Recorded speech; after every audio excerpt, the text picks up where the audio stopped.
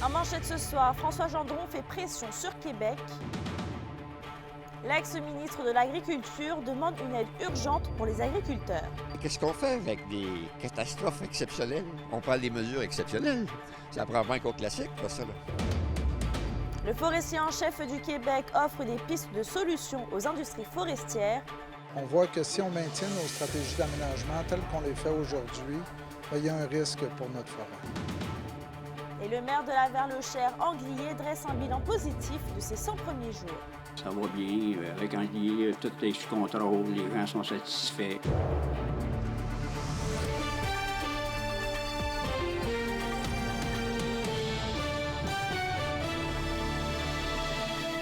Bonsoir tout le monde et merci d'être avec nous. L'ex-député et ancien ministre de l'Agriculture, François Gendron, veut mettre de la pression au gouvernement Legault pour sauver les entreprises agricoles. D'ailleurs, Kimberly s'est rendue à Québec cette semaine pour faire passer un message. Absolument, Mélissa. François Gendron veut effectivement pousser le ministre actuel de l'Agriculture, André Lamontagne, à agir immédiatement. L'urgence est telle que plusieurs producteurs agricoles l'ont interpellé pour faire bouger les choses, étant donné son expertise. Et ce qui a été le plus frustrant pour M. Gendron, c'est de constater que André Lamontagne est venu dans la région pour comprendre l'ampleur des dégâts à 2 reprises. De plus, la financière agricole du Québec a les outils aussi pour apporter une compensation adéquate, mais aucune action concrète n'a été entreprise malgré les promesses du gouvernement. Il rappelle que la sécheresse vécue l'an passé a été exceptionnelle, donc une aide exceptionnelle devrait s'en suivre pour éviter le pire pour nos entreprises agricoles, particulièrement en Abitibi-Ouest. Il ne faut pas attendre qu'ils aient tous démissionné, puis qu'ils sont découragés, puis ils perdent espoir, puis en disant on n'a pas l'aide qu'on a. Puis là, on regarde passer Corneille, on regarde la température, et c'est pas le temps, là. Là, il faut donner suite au dédommagement qui a été prouvé. Moi, je viens en Abitibi depuis longtemps, je l'ai jamais vu. J'ai jamais vu 5 semaines, pas de Christie de goutte d'eau. S'il ne ferait pas venir le même monde qui est venu rencontrer, il y a 3-4 semaines, le même constat qu'il a fait, puis là, il fait revenir le même monde pour continuer à jaser. Là, ça prend de l'action. Et Kimberly, même le Bloc québécois appuie François Gendron dans cette initiative. Absolument. Le député Sébastien Lemire comprend l'urgence d'agir autant que M. Gendron. Il souhaite aussi que les discussions sur les enjeux agricoles cessent de tourner en rond pour qu'un réel soutien soit établi pour les producteurs de la région. D'ailleurs, il se désole de voir que 30 du cheptel, ce qui est un ensemble de bétail, a été vendu en Abitibi-Ouest et la situation ne s'améliore pas.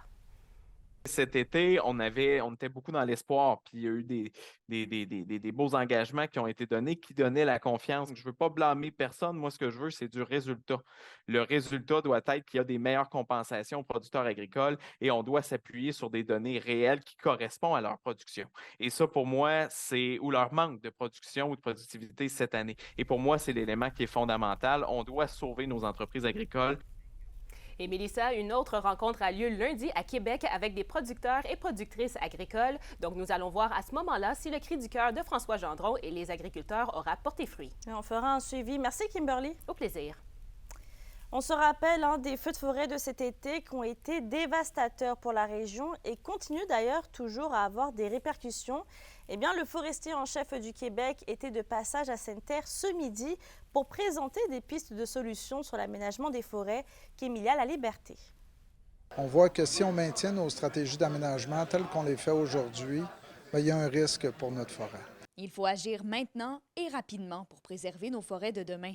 C'est du moins le constat que fait le forestier en chef du Québec, Louis Pelletier. Ça va prendre plusieurs années avant de voir un changement concret ou de grande envergure substantielle sur notre foresterie au Québec.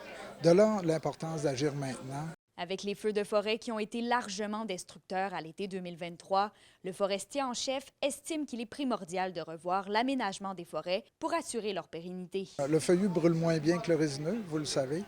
Donc, est-ce qu'on doit laisser une proportion de feuillus de façon plus importante sur le terrain? Il y a aussi notre méthode. Comment on intervient sur le territoire? Quels sont nos axes d'intervention en milieu forestier pour que lorsqu'il y a un feu, que la propagation soit ralentie ou du moins rendre notre forêt moins attrayante pour les feux? C'est devant plusieurs acteurs du secteur forestier de Sainte-Terre et des environs que Louis Pelletier a présenté les constats d'un projet pilote qu'il a mené au Saguenay-Lac-Saint-Jean. Une rencontre qui était fort attendue dans la région. On avait de toutes les instances au niveau forestier, fait que c'était super intéressant de voir que les gens là, s'intéressent et veulent en savoir plus justement pour pouvoir apporter des solutions à eux autres aussi. Dans le budget provincial 2024-2025, ce sont 347 millions de plus qui vont être injectés dans l'industrie forestière au cours des 5 prochaines années. Je crois que le gouvernement a pris conscience que l'industrie forestière elle a une importance, mais il faut le faire de façon adéquate et peut-être revoir certaines particularités de la manière qu'on a exploité depuis le nouveau régime notre foresterie. Le ministère des Ressources naturelles et des Forêts tient présentement des tables de réflexion sur l'avenir de la forêt à travers la province et l'une d'entre elles est d'ailleurs prévue dans 2 semaines, le 26 mars, à Rouyn-Noranda. Kémilia Laliberté, RNC Nouvelles, à Sainte-Terre. Vos réponses à la question du jour TVA. Une présentation de la Clinique infirmière Nord-Ouest partout dans la région. Nous vous offrons des consultations rapides avec des infirmières et infirmières praticiennes spécialisées et un nouveau service de téléconsultation. Contactez-nous pour plus d'informations ou visitez notre site Web. Et à la question du jour, on vous demandait, craignez-vous de nombreux feux de forêt cet été dans la région? Vous avez répondu oui à 60%.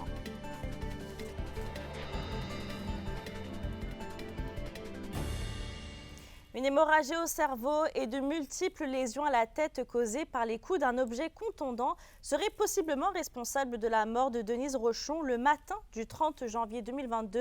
Yvon, c'est du moins ce que confirme le rapport d'autopsie de la victime qui a été dévoilé aujourd'hui au procès de Sylvie Rochon.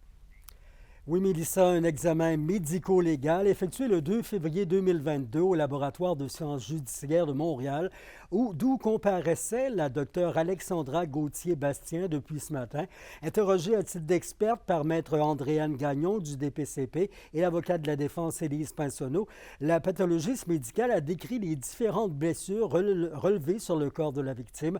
Au total, environ une quinzaine de lacérations à la tête et tout autant de contusions et d'hématomes causés par de multiples impacts avec un objet non coupant ni pointu y ont été relevés.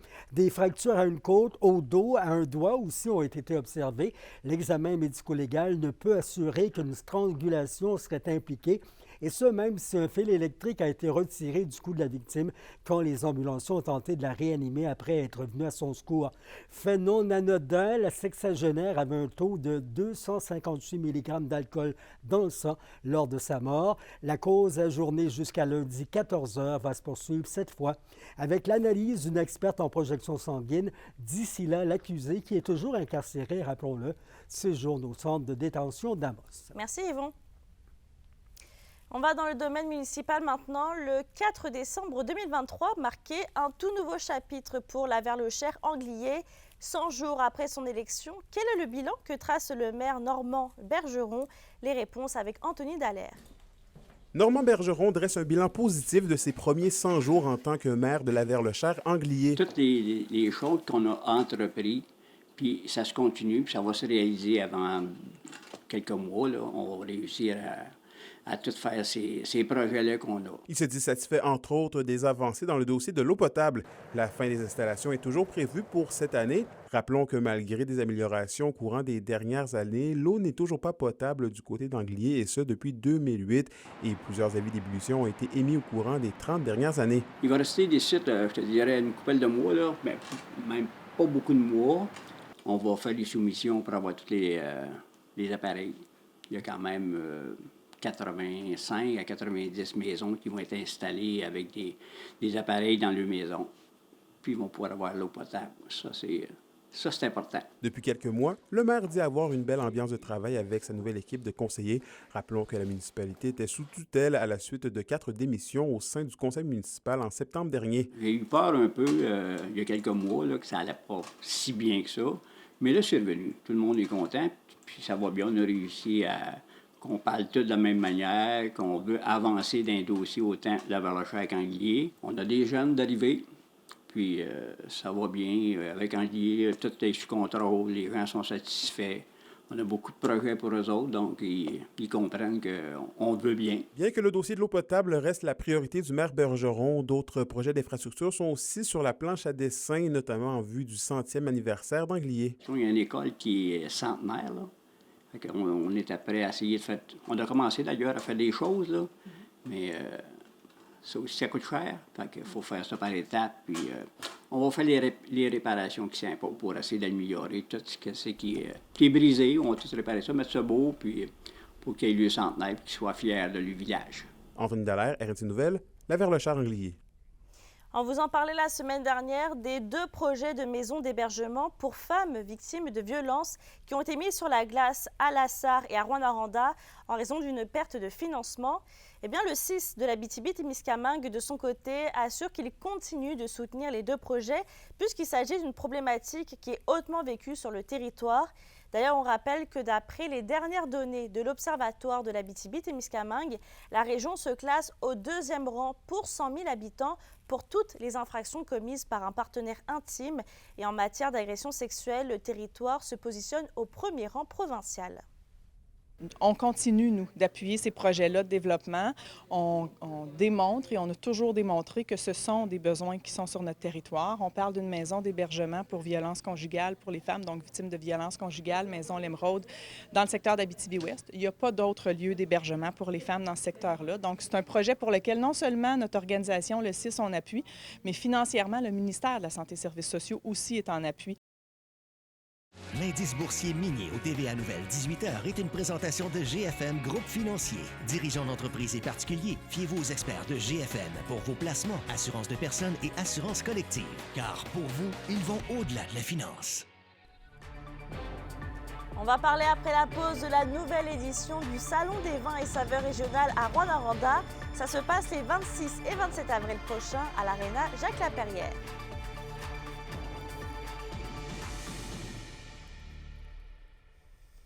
Les SADC de l'Abitibi-Témiscamingue et du nord du Québec vous présentent la bonne nouvelle économique TVA. Avec des investissements de plus de 92 millions de dollars, les sociétés d'aide au développement des collectivités ont fait une réelle différence pour plus de 10 000 entreprises au cours de la dernière année financière, en plus de soutenir 1883 projets collectifs.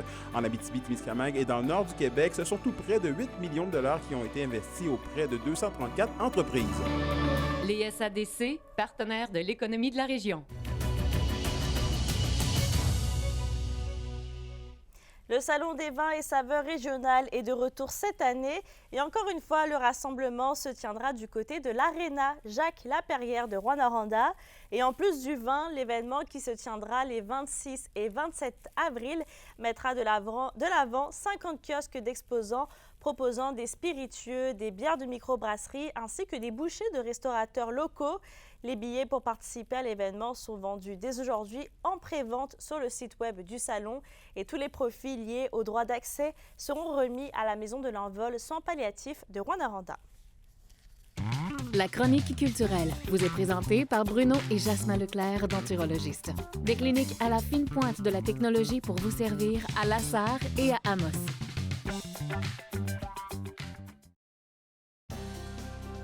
La capsule touristique, une présentation de Tourisme Abitibi-Témiscamingue et RNC Média. En cette période qu'on attend avec beaucoup d'enthousiasme, les érables se réveillent après l'hiver et nous aussi, d'une certaine façon. Pour souligner le temps des sucres, en Abitibi-Témiscamingue, nous avons le privilège de visiter l'érablière Thème Sucre à l'Aniel. Hugo et Valérie nous ouvrent leurs portes. Découvrons ensemble leur passion pour l'acériculture.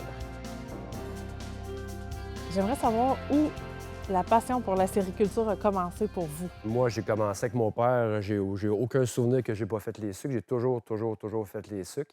L'entreprise Thème Sucre existe depuis 1975. Et puis, la piqûre, je pense que je l'ai pognée en commençant à tout mon jeune âge. J'ai acheté de mon père, puis de là, ça fait une belle continuité. On est parti de 1800 entailles aujourd'hui à plus ou moins 18 à 20 000 entailles. Puis on a parti le restaurant ici qu'on a acheté. On a acheté nos voisins, finalement. Ça a été acheté au mois de septembre dernier. Et puis, moi, quand je suis rentré dans le restaurant, dans la salle à manger, c'était complètement vide. Il n'y avait même pas... Il n'y avait rien. Je suis rentré toute seule là-dedans. Puis ma conjointe, elle savait qu'on achetait, mais le restaurant, c'était pas question qu'on parte le resto. Là. C'était un peu C'était trop pas dans les vite. plans. C'était pas dans les plans Pas tout de suite. En septembre En septembre. 2023. Ben, dans ma tête à moi. Oui, OK. Mais dans la mienne, c'était pas dans mes plans non plus, mais j'ai senti qu'il y avait de quoi à faire dans cette cuisine-là. Ouais. Parce que, puis on dirait que les murs me parlaient, tu sais, parce que des grandes salles à manger de cabane à sucre, c'est que tout le monde jase, il y a une vie, il y a une vie là-dedans. C'est tellement beau, le bonheur est dans la cabane à sucre. Puis il n'y en avait plus non plus en région. De Cabane à sucre comme ça. Puis nous, en étant dans le milieu, ben, on savait que la demande était là. Les gens, ils voulaient une cabane à sucre traditionnelle comme ça. C'est quoi votre plus grand plaisir dans la sériculture, dans la cabane à sucre? Il n'y a pas de mots à dire, c'est une passion, ça dépasse même la passion. Moi, c'est ma vie, c'est ma vie. Pas de sucre, pas de sirop d'érable pour moi. Tu m'enlèves toute mon âme, mon moi, là. C'était intégré dans moi, ça. Là. Puis cette passion-là, ben, je la donne à ma femme. Ma femme m'a rendu passionnée aujourd'hui. Puis nos enfants sont passionnés. Sont nés dedans aussi. Sont nés dedans. Puis Mm-hmm. regarde comment c'est beau, puis comment on est bien. Là. C'est vraiment le plus beau métier du monde. C'est lui le plus beau métier Ben, du en tout monde. cas, pour moi. Oui. Qu'est-ce que ça prend pour une bonne récolte de sirop d'érable? Bien, une bonne récolte de ça prend un bon printemps. Ça prend des nuits froides. Bien, quand on dit froid, des moins 8, moins 10 la nuit. Le jour, des plus 8, plus 10. Puis ça prend aussi du méchant temps, de la neige qui colle ses arbres, un petit peu de neige qui tombe au sol, de la pluie.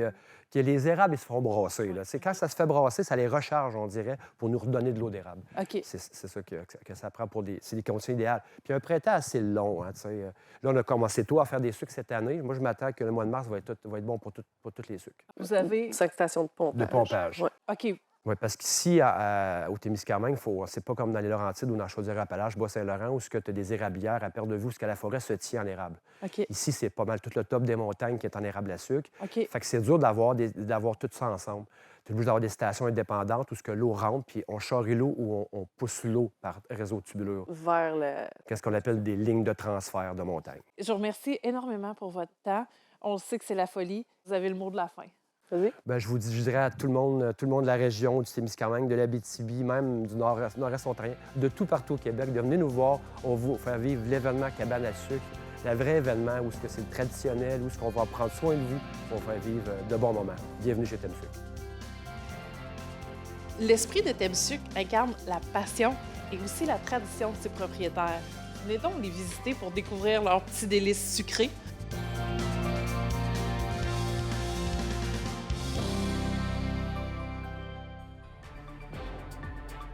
À voir dans un instant le boxeur rwandais Gabriel Ali Ndiaye qui va s'envoler pour les championnats canadiens à Calgary, une première pour l'athlète.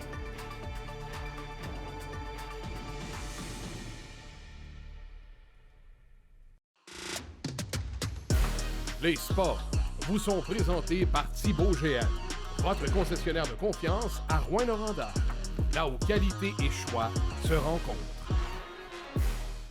Les Huskies repartent de Shawinigan avec une victoire de 3-2 dans un match serré disputé hier soir contre les Cataractes. La Meute a su s'imposer en fin de troisième période grâce à un but d'André Lochko à 15 minutes et 14 secondes. Et avec leur victoire, les Huskies sont à égalité au deuxième rang du classement général avec les Voltigeurs de Drummondville. Le prochain match des Huskies est samedi contre les Olympiques à Gatineau et celui des Foreurs est ce soir à 19h contre les Cataractes de Shawinigan. Et on reste dans le monde du hockey puisque les Forestiers d'Amos débutent la finale de division avec une défaite de 6-2.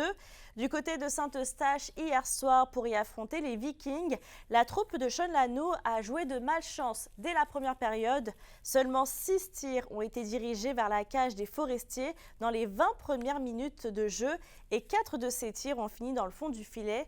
La troupe amossoise voit ainsi s'arrêter à 7 sa séquence de gains d'affilée. Le prochain match de cette série, 3 de 5, et ce soir, toujours du côté de Saint-Eustache. Les partisans sont attendus dimanche à Amos. Et on va dans une autre discipline puisque c'est lundi prochain que le boxeur de Rouyn-Noranda, Gabriel Ali Ndiaye, s'envolera pour les championnats canadiens à Calgary. Alexandre Cabanas s'est entretenu avec lui alors qu'il en est à ses derniers préparatifs à Montréal. Il n'y a plus de deuxième place, là. C'est fini, là. Invaincu à ses 10 derniers combats, l'athlète de 17 ans a les yeux rivés sur le titre de champion canadien. Il devra gagner pour ça pas moins de 3 à 4 combats la semaine prochaine pour mettre la main sur le titre, et ce pour la première fois. La dernière défaite du jeune boxeur remonte d'ailleurs à l'an dernier aux Jeux du Canada, alors qu'il avait ramené la médaille d'argent. C'est sûr que je me donnerai la première place, c'est sûr. Là, je m'entraîne vraiment fort et j'ai battu pas mal tout le monde au Canada à date. Et on commence à décélérer un peu parce qu'on veut garder l'énergie pour la compétition, mais ça a été un gros camp d'entraînement, beaucoup de sparring, beaucoup de cardio. Donc on est prêt, on s'est préparé et on va être là pour gagner. Je dirais que le niveau au Canada est assez élevé, plus que les dernières années parce que on s'inspire beaucoup des entraînements d'ailleurs. Maintenant, tu sais, avec Instagram, tout ça, on peut s'inspirer des entraînements. Donc, le niveau a vraiment haussé au Canada. Donc, ouais. Gabriel habite et s'entraîne maintenant à temps plein à Montréal. Le jeune homme de Rouyn-Noranda se dit conscient des sacrifices et de l'éthique de vie que lui demande son sport. C'est beaucoup de sacrifices, c'est beaucoup de... Tu sais, on peut moins sortir un peu que les autres.